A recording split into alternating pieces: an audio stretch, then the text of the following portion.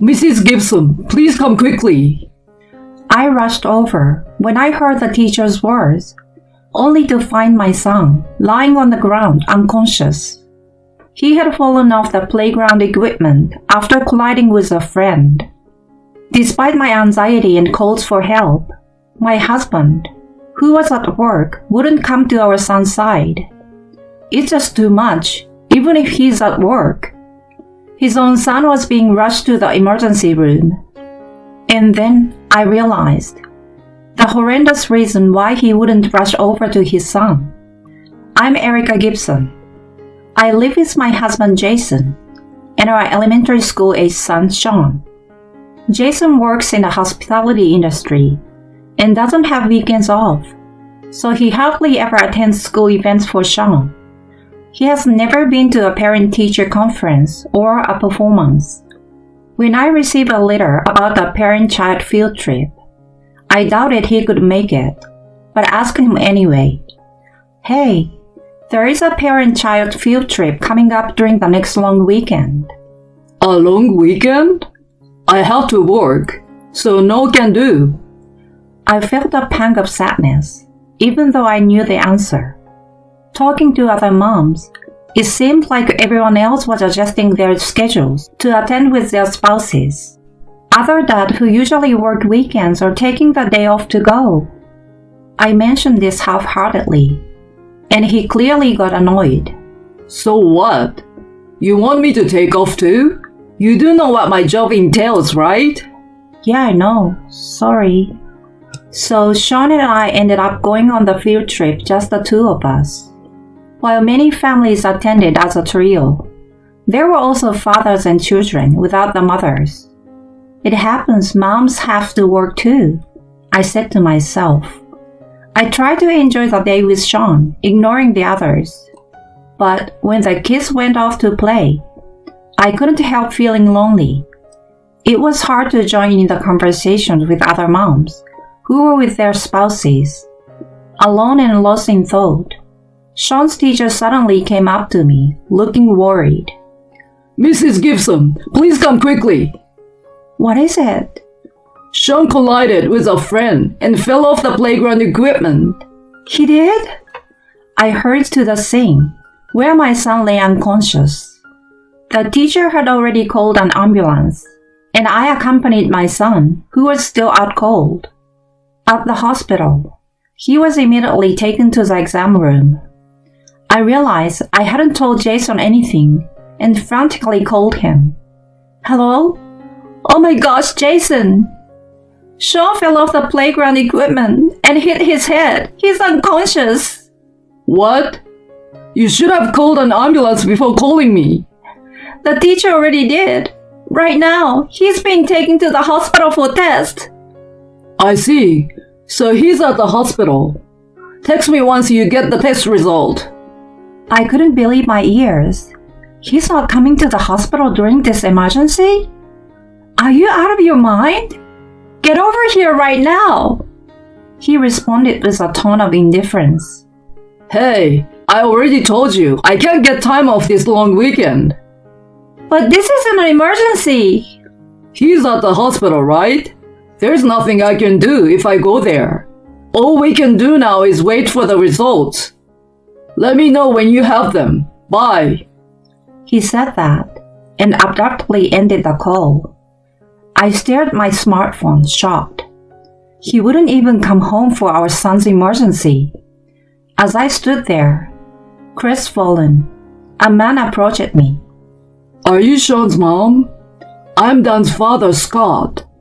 Scott was the father of the friend Sean had collided with. I remembered he was the dad who came along with his son because the mother couldn't make it. He looked really sorry. I'm terribly sorry for what happened. I quickly shook my head. I heard from their teacher that Sean and Dan collided while running. It was partly our fault too, so please don't worry about it. Next to Scott, Dan stood with bandages, his eyes red from crying. It's because I bumped into Sean. I gently said to him, Dan, it's not your fault. Sean will be just fine. Will you play with him again when he's better? He nodded tearfully. Scott thanked me, looking relieved. Thank you for your kind words. I wish my wife could be here to apologize too, but I'm sorry she couldn't make it. No, it's fine. My husband couldn't make it back from work either. Is your wife working too? Well, He hesitated a bit. actually, my wife is on a trip with friends. It was planned before the field trip, so she couldn't cancel it. Embarrassing, I know. Oh, I see. I've tried contacting her several times about the accident, but I haven't been able to reach her yet. Just as he finished speaking, his phone rang. It's my wife. Excuse me for a moment. He hastily answered the call, explaining the situation. So that's what happened. How soon can you get here? In 2 hours? But how will you come? You can't drive. Oh? A friend is with you. That's good then. Be safe. After hanging up, he reported back to me with a sigh of relief. Sorry about that. I just got in touch with my wife. She has a friend who happens to have some errands to run around here, and she can drive her here. There will be about 2 hours. That's good to hear. Then my phone rang. Oh, it's my husband, excuse me. I stepped aside to answer. Jason, what's up? I can make it there too. I'll be off work in about 2 hours, and then I will head straight there. Really? That's great. After hanging up, I also reported back to Scott. My husband will be here in about 2 hours as well. It's good we could both speak to them. Then we were called by the doctor with Sean's test result. Thankfully, Sean showed no abnormalities. He had just lost consciousness temporarily from the shock and needed to be observed for now. Even though they said there was nothing wrong, I couldn't relax not knowing when he would wake up. I returned to the waiting area, where Scott was waiting for me with Dan, now asleep in his arms. We talked about our families to distract ourselves. Scott shared that Dan's mother, Marie, was a stay-at-home mom, but she often went out with friends on weekday nights and weekends recently. During those times, he would take care of Dan. During the weekdays, my wife takes care of Dan all the time, so I want to give her some time off on nights and weekends. But if I knew something like this would happen, I should have insisted she cancel her trip for the field trip. Listening to his story, I couldn't help but compare him to my husband Jason. Jason, even on his days off during the week, prefers to go out alone for a break. In contrast, Scott actively participates in childcare. I found myself confiding in him about my husband's shortcomings. As we talked, I noticed a strange coincidence. Jason's and Marie's behaviors matched exactly. The days they couldn't attend events or went out on weekday nights were the same. I suddenly became curious and asked, "By the way, my husband went on a business trip to New York last month." When was that? It was the first weekend of last month. My wife also said she was going on a trip with friends on those days and brought back souvenirs from New York. No way. We looked at each other in realization. It had been almost 2 hours since Jason and the other called. The first to contact was Jason. My husband is almost at the parking lot, so I will go to meet him. I told Scott and headed to the parking lot. Peering cautiously into the car, I saw no one in the passenger's seat. I had absurdly imagined that Dan's mother might be with him. I brought him back to the room where our son was sleeping, trying to look nonchalant. After Jason exchanged brief greetings with Scott, Dan's mother appeared. Jason and Marie froze for a moment when they saw each other, something I didn't miss. He greeted Dan's mother as if nothing was amiss. Hi, I'm Sean's father. Our son always talks about your son. Nice to meet you. His voice was strained, and she replied, also flustered. Oh, nice to meet you. I'm Dan's mother, Marie. I decided to stir the pot a bit. Oh, Marie, is this your first time meeting my husband? She answered, clearly panicking. Of course it is. We've never met before. You don't have to deny it so vehemently. You could have met him at school events or parent-teaching meetings, right? That's impossible. I had no idea Jason's son was in the same class as mine. I hadn't mentioned my husband's name in front of her yet. Gotcha. This was a clear sign. I was now certain of my husband and her affair. Moreover, it seems they didn't know their children or classmates. That's strange. How do you know my husband's name if this is your first meeting? She stuttered in response. Well, that's because, Jason interjected, defensively and angrily. Hey, Erica, what are you trying to do? You are being rude. She's the mother of our important son's friend. Show some respect.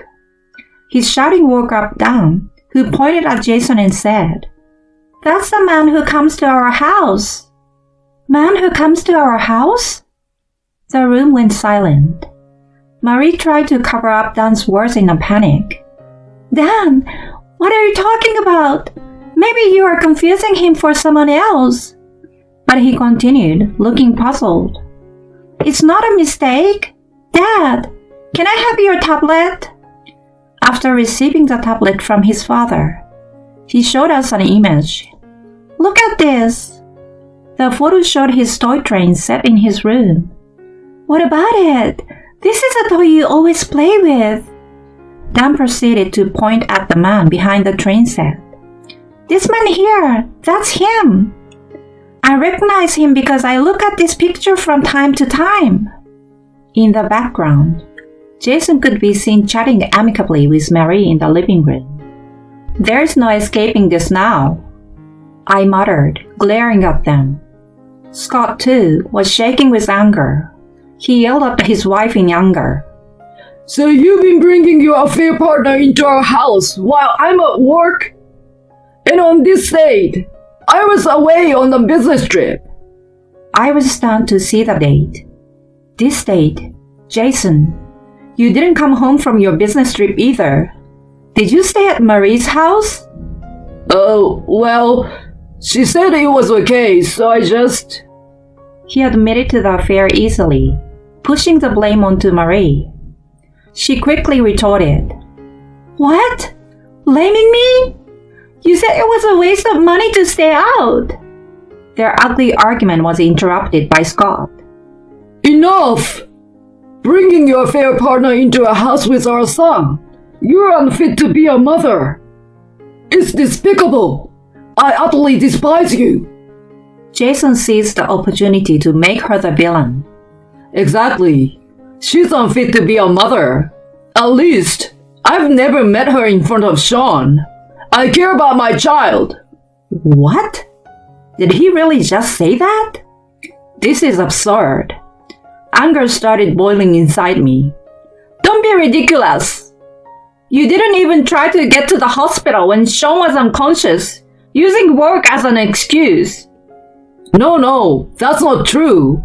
I'm here at the hospital now, and That's only because she decided to come. Until Scott told her about our kid's injury, you had no intention to coming here at all. Well, at that time, I thought it was okay without me. It's not about whether it's okay or not. A father should rush over when he hears his child is unconscious. Instead, you prioritized your trip with your mistress. You're no father. You can think what you want, but I'm Sean's father. What if he doesn't wake up? Can a stay-at-home mom like you keep paying for hospital bills? Without me, you and our son couldn't survive. Painfully, I realized I didn't have enough savings to keep paying the hospital bills. Did I have to turn a blind eye to his infidelity? Just as I was about to resign myself, a faint voice came from the bed. Mom, I turned around to see Sean barely opening his eyes. Sean! I clung to my son, and he hugged me back tightly, then said, It's okay if Dad leaves. I will be fine. I will protect you, Mom. Hearing his words, Jason stood there stunned. Sean, why would you say that? Sean answered firmly, Because you are leaving, right, Dad? I heard you on the phone the other night after Mom fell asleep. On the phone? Yeah, I heard you talking when I got up to use the bathroom. You said, I feel nothing for Erica. If it weren't for the kid, I'd have left to be with you already. Jason's face turned pale. So, Dad, I will make your wish come true. I don't have to be your son. I don't need a dad anymore. Jason was shocked by our son's words. Contrarily, his words finally made me resolve. I've made up my mind. I want a divorce. After I told this to my husband, Scott handed me his business card. I will help you with your decision, Erica. The card he gave me showed he was the head of a law firm. There must be plenty of evidence besides this toy train photo. I will take care of filing for alimony and child support. I plan to do the same with my wife, so it's killing two birds with one stone. Marie panicked at his words. Wait! I haven't agreed to a divorce yet! I won't divorce you! Scott then coldly said to her, You are joking, right? You don't have a choice after having an affair. A mother who brings her affair partner into a house with her child is unfit. If you want to fight it, we'll go to court. You know how high my win rate is, right? And with evidence like this, I can't lose even if I want to. Seemingly resigned, she slumped and agreed to sign the divorce papers and pay the compensation. Seeing her submit, Jason also signed a pledge to pay alimony and child support. He probably realized that it was futile to go against a lawyer like Scott. Later, both our marriages ended in divorce. Now that they were free, Marie and Jason, as planned, started living together. But their life didn't go as expected. Once they moved in, they began to suspect each other of having affairs, leading to a tense relationship. Eventually, Jason actually cheated with another married woman. Unsurprisingly, he was easily caught and faced another alimony claim.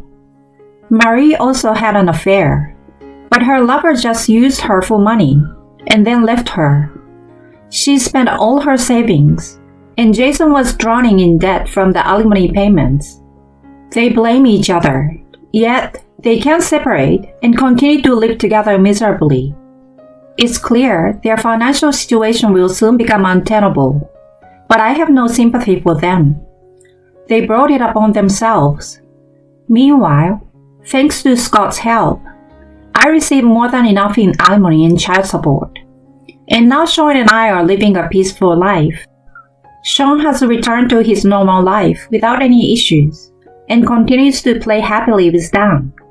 Scott has become a good confidant, more than just a mom friend, someone I can talk to about anything. My wish now is to continue this happy life with my son, just the two of us.